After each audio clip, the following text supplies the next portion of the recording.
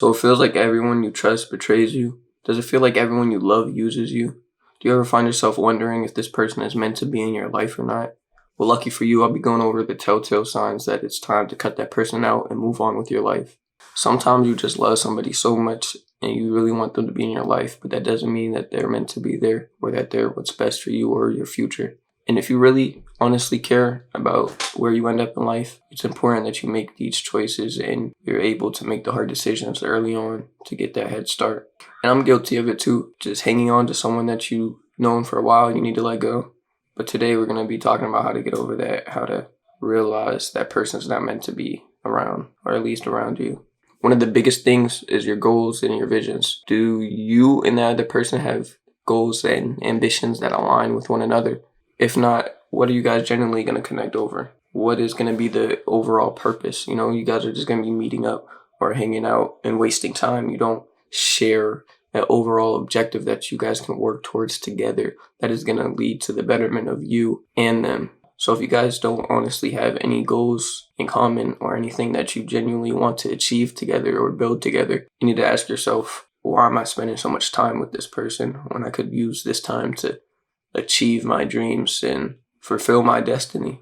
And to piggyback on the not sharing same goals and ambitions, if you're using all your time to hang out with this person, it's going to be directly pulling you away from putting time into your purpose and what you want to achieve in life and the things that you want to be remembered by. It's directly and negatively impacting that overall drive and that overall path. It's slowing you down. One sign you absolutely need to get away from a person is when they have the limiting beliefs and they try to impose those on you. I'm talking about when you go and talk to your friend about how you're going to start business and you're going to scale it to $100 million in the next 10 years. And they tell you, oh, you know how hard that is. Oh, you have to do this and that to do that. And, we're from this place. Nobody has done that from here. You can't do that. Or it's so hard that you shouldn't even try. Why don't you just go to college? Or why don't you just go get a 9-to-5 and work from there? People with limiting beliefs, it honestly speaks about their own self-image and what they think about themselves and how they're too scared to take those steps to achieve greatness themselves. So they try to impose that on others so that everyone can be on the low level with them. Because have you ever heard the saying, misery loves company? It is true. That's one of the truest sayings I've heard in my life. And as you go about and you meet people, you'll realize how true it really is. Misery does love company. No one, even your friends, they don't truly want to see you do better than them. Well, if they're your true friends, they will. But majority of people we call friends, they don't want to see anyone do better than them. So they want you to stay down in the mud with them. And when you have those big dreams, those huge ambitions, and you really have that drive and that determination, they're going to see it and it's going to make them feel uncomfortable. It's going to make them feel like less of a person because they don't have that same drive or that same confidence in themselves. One thing that is especially important to follow as a man is you have to be a man of your word. What are we without our word? And this is especially true for men because females, they're emotional creatures. What they say might be true in the moment based off their emotions. But as men, we tend to be more logical thinkers and we're meant to be people of our words. If we say we're going to do something, we need to do it. If we say we're not going to do something, we should not do it. And if you're a male and you have other male friends and they always say they're going to do something and they don't, and even if you do it yourself, if you say you're going to do something and you don't do it, or you're not going to do something and you do it, you automatically bring your self-value and your self-image down because your subconscious won't even trust you. You won't even trust yourself. And that's not a good place to be. That's not somewhere you want to be. When you tell yourself something and you don't even believe it. That's where a lot of mental illness comes from. The lack of self-confidence, not believing in yourself, not even being able to believe yourself, and not having the strength to pull yourself out of those dark days. And a lot of these go for men, women, friends, girlfriends, partners, whatever. This is just to basically shine light on some traits that aren't necessarily the best to have around you if you want to achieve greatness or you genuinely have dreams you want to achieve. And the next one I'm going to be talking about is if they do things to you that you would never do to them. As an automatic sign that they don't respect you in the way that you respect them. And if they don't respect you, why do you need them around you? Because if they don't respect you, that means they will do some shiesty things. They do some snake things. They don't have respect for you. They don't have the love for you, the same type of love that you have for them. It's like you're giving more than you're receiving. A relationship should never be 80-20, 70-30, 60-40. It should always be 50-50. I give you respect, you return the favor, and you give me respect. I give you love, you give me love. You know, I teach you things, you teach me things. A relationship of any kind should never be one-sided. And if it is, you're getting the short end of the stick. You need to always be able to learn from each other, grow from each other. And that goes for a friendship, a relationship, a business, partnership, anything. You should never be the one contributing the most, like contributing, however you say that word. But you know what I mean, right? You should never be around someone who feels okay to disrespect you, someone that jokes in a disrespecting manner towards you. Because when people joke, there's always some truth to it. The same thing that they say when someone says something to you out of anger, there's always some truth to it. It's just in that moment, they found a way to say it in a little bit more comfortable way that isn't as confrontational. So they say it as a joke, or they say it when they're in anger, you know, out of spite. But you have to take those moments, you have to take those words and actually think about it, because they always hold some sort of true intentions, true meaning, and true feelings of that person. And you always want to go where you are celebrated, not tolerated. So if you are around people that do not celebrate your success with you, when you share your ambitions, you share something that you achieve that makes you genuinely happy, and if they don't share that same emotion with you, you need to find new people. Simple as that.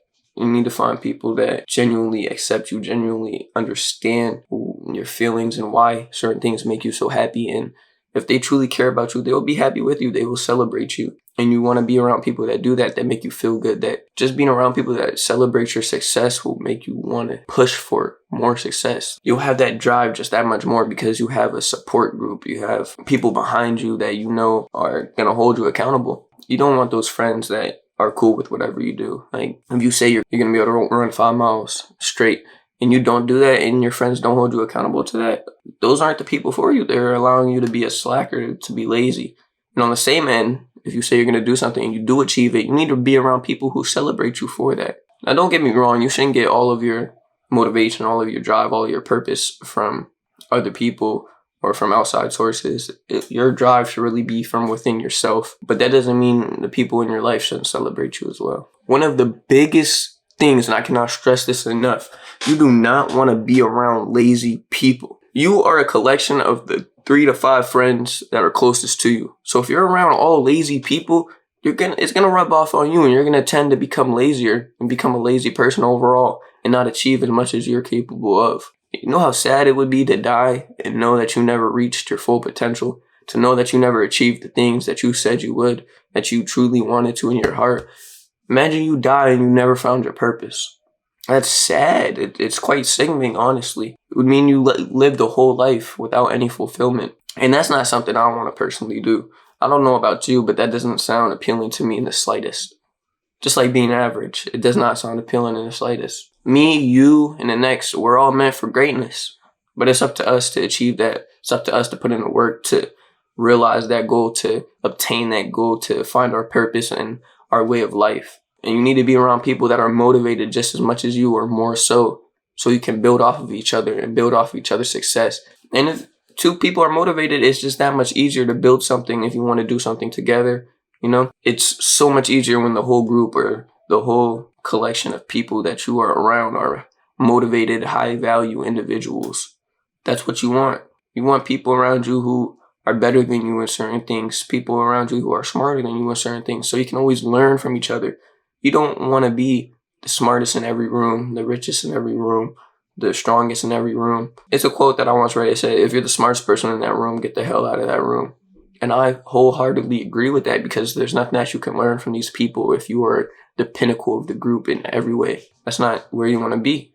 You won't be able to learn. You won't be able to grow as much as you could have been. And one of the last things I have to say about knowing when to cut somebody out of your life is you have to think, what benefit do I get from having you in my life? Like, that's not to say in a materialistic way, but am I receiving happiness from being around you, or having you in my life? Am I receiving, words of wisdom? Am I becoming more intelligent, more motivated? Am I achieving things in an easier way with you being in my life? Like, what benefit is this person bringing to you? And if you honestly have to think about it for a long time, or you can't come up with anything, then that person shouldn't be around you. That goes back to what I was saying before. You get in the short end of the stick if you're the only one giving and you're not receiving anything. In a partnership, a relationship, a friendship, anything, you should be receiving and giving. It should be a 2-lane street, 50-50. You never want to be the only one growing from a situation, or you never want to be the only one teaching in a situation, because then that means you're not getting the full experience that you could be or that you should be.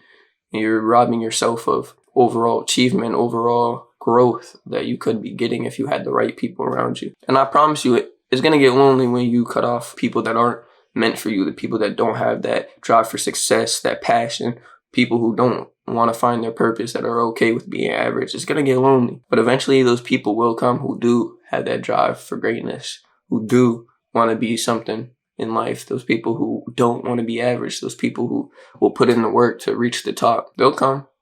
And when they do, you'll be a hell of a lot happier. You'll realize what true friendship is, realize how powerful having a mastermind group is. And you'll never want to go back to where you came from. You'll realize just how great and how big of a blessing it is to have the right people around you. And you are great, so don't count yourself short. It was Jonah. Make those small improvements, one step at a time, one day at a time, one person at a time.